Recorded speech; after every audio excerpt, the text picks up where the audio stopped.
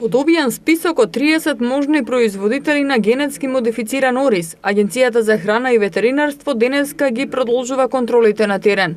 Како што соопшти директорот на агенцијата Зоран Атанасов, позната и сортата ориз добиена од генетски модифицирано семе.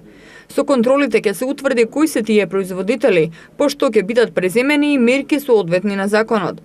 Имаме сознание која е сортата на ориз и имаме список на лица кај кој може да се најде. Денеска екипите се повторно на терен. Детално ќе се влезе и ќе се утврди кои се тие производители. Добиен е список од 30 можни кај кои ќе се појде. Тоа ќе се реализира во соработка со Управата за семе и саден материјал при Министерството за земјоделство, шумарство и водостопанство, истакна Атанасов. Според директорот, контролите се зајакнати не само во земјава, туку и на граничните премини при увоз. Се подготвува план за контрола на годинашната, но и на реколтата ориз за 2019-та. Директорот Атанасов напомена дека одговорноста за увезеното семе не е надлежност на Агенцијата за храна и ветеринарство, туку, како што рече, на друга институција.